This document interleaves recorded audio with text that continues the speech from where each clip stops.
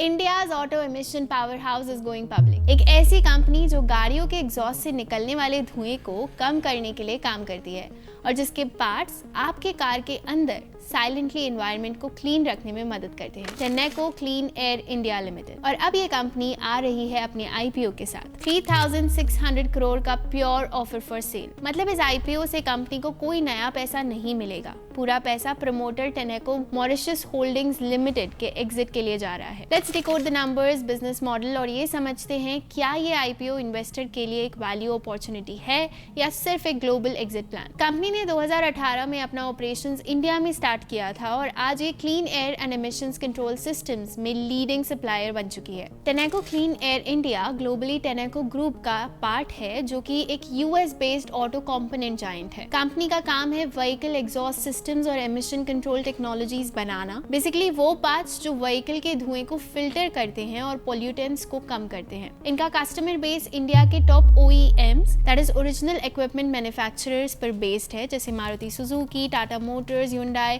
Toyota, Mahindra और international players के लिए भी एक्सपोर्ट करती है। कंपनी के फाइनेंशियल स्टेडी और मैच्योर प्रोफाइल दिखाते हैं, यानी FY 23 से 25 तक रेवेन्यू फ्लैट रहा लेकिन प्रॉफिट स्टेडीली इंप्रूव हुए, सिग्नलिंग ऑपरेशनल एफिशिएंसी और प्राइसिंग कंट्रोल। आईपीओ के अपर बैंड 397 पर टेनेको क्लीन एयर इंडिया का मार्केट कैप लगभग 16,000 करोड़ के आसपास बनेगा। इसके बेसिस पर वैल्यूएशन कुछ ऐसे लगते हैं। अगर कंपेयर करें बॉश, टिमकिन और उनो मिंडा जैसे पियर्स का एवरेज 48x P रेंज में ट्रेड करते हैं तो ये वैल्यूएशन रीजनेबल लगता है। क्रिसिल की रिपोर्ट के मुताबिक FY 25-30 तक clean air component segment 8 to 10% CAGR से ग्रो करने की संभावना रखता है, यानी ये एक steady regulation driven growth story है। Here are the key strengths.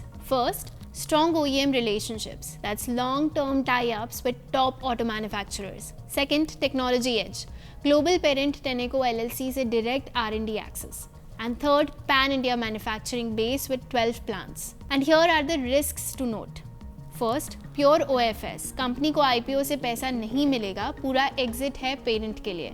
Second, cyclical demand, auto industry slow down directly impact करता है रेवेन्यू को। And third, customer concentration, top 10 customers contribute 80% revenue. तो इन्वेस्टर्स को ये समझना चाहिए कि बिजनेस स्टेबल है लेकिन ग्रोथ लो टू मॉडरेट और वैल्यूएशन फेयर है। ओवर ऑप्टिमिज्म की जगह लिमिटेड है। तो क्या आप इस IPO में अप्लाई करोगे? Let us know in the comments. Investments in securities market are subject to market risks. Read all the related documents carefully before investing.